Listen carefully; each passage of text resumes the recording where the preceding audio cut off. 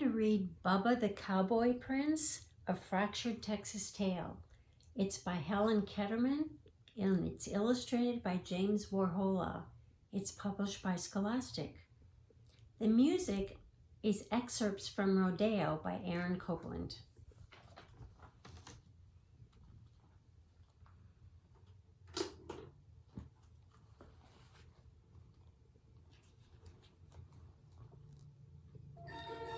Once, a strapping young feller named Bubba lived on a ranch with his wicked stepdaddy and his hateful and lazy stepbrothers, Dwayne and Milton.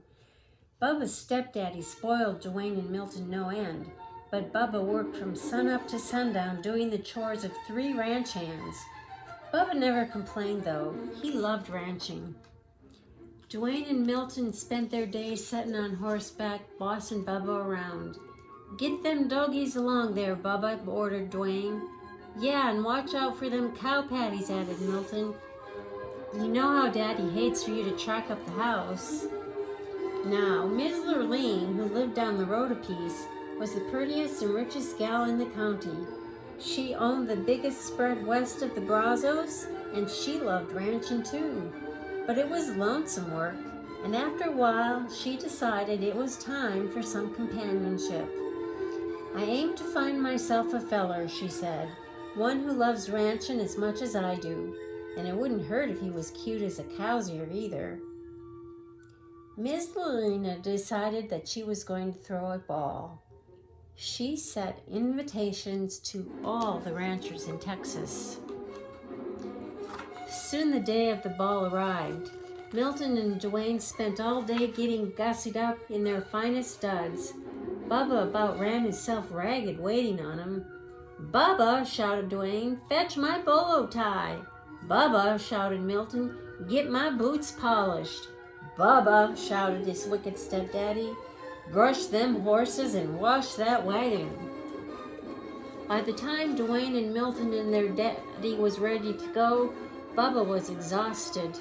Still, as they climbed into the wagon, Bubba asked, "Can't you wait for me to get ready? I want to dance with Miss Lurleen too." Dwayne and Milton and their wicked daddy hooted and hollered. "Why, you're sorrier than a steer in a stockyard," said Dwayne. "Can you imagine Miss Lurleen dancing with the likes of you?" said Milton. "Miss Lurleen wouldn't even wipe the dirt clods off her boots with that raggedy shirt of yours. And you smell more like the cattle than the cattle do." Bubba took a look at himself. It was true. He didn't have a decent shirt to wear. His boots were downright disgraceful. And he did smell a bit rough. Milton and Dwayne were right. Miss Lurleen wouldn't dance with the likes of him. Bubba hung his head. He felt lower than a rattlesnake in a gully. Milton and Dwayne and their wicked daddy went on off to the ball. Bubba mounted his horse and headed off for the pasture to check on the herd. The sky was getting darker than a black bull at midnight. It looked like a Texas thunderstorm was brewing.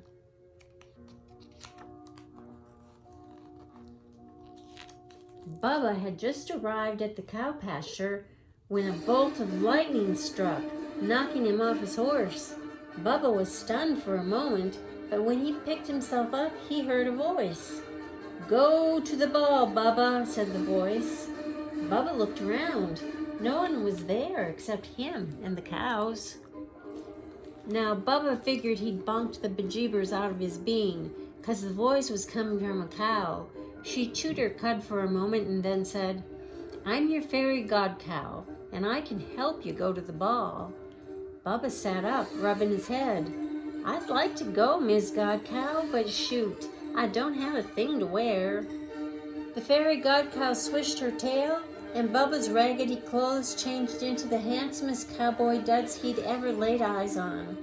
His jeans were crisp, his boots were shiny, his shirt was dazzling, and his Stetson was whiter than a new salt lick.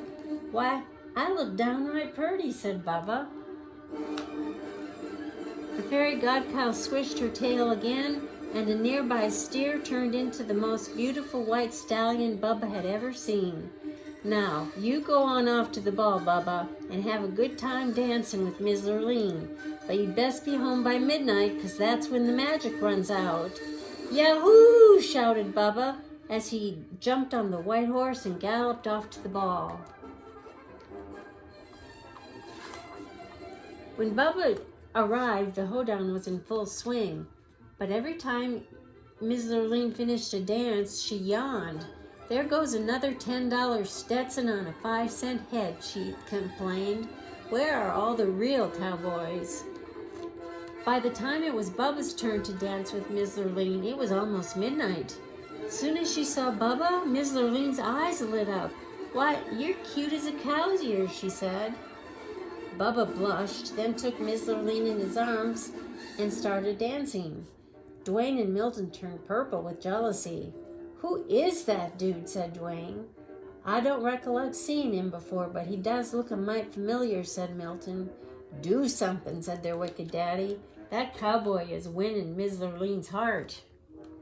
As it turned out, Milton and Dwayne didn't have to do a thing, because Bubba and Ms. Lurleen were in the middle of do-si-doing when the clock struck midnight. Suddenly, Bubba's fine duds turned into the dirty ones he usually wore around the ranch. He looked sorry, and he smelled even worse. "What is that awful smell?" asked Milton. "Why, it's Bubba!" shouted Dwayne.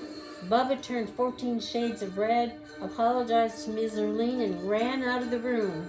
"Wait!" she yelled, chasing after him. But Bubba didn't wait. He jumped on the cow and lumbered off into the night. In the ruckus, he lost one of his dirty cowboy boots. Ms. Lurleen clasped it in her arms. "This is the boot of a real cowboy and the man I want to marry, and I aim to find him." Ms. Lurleen went back inside, and though she asked everybody at the ball, nobody knew who the mysterious cowboy was. Nobody except Dwayne and Milton and their wicked daddy, that is, but they weren't talking. The next day, Ms. Lurleen went from ranch to ranch, looking for the cowboy who owned that boot. When she came to Dwayne and Milton's ranch, both brothers tried the boot on, but it didn't fit. Ms. Lurleen had just climbed on her horse to leave when Bubba rode up. He was dirty and sweaty and smelly from working with the cows, and he was only wearing one boot. Ms. Lurleen jumped off her horse and ran over to Bubba. "Try this on," she cried. Bubba took his dirty old boot and pulled it on. "Much obliged, ma'am," he said, blushing. It fit perfectly. "You're my prince in cowboy boots," shouted Ms. Lurleen. "I'd recognize that smell anywhere. Marry me, cowboy, and help me work my ranch." Dwayne and Milton and their wicked daddy threw chicken fits. But Bubba just smiled, and he and Ms. Lurleen rode off into the sunset. They lived happily ever after, roping and cowpoking and getting them doggies along.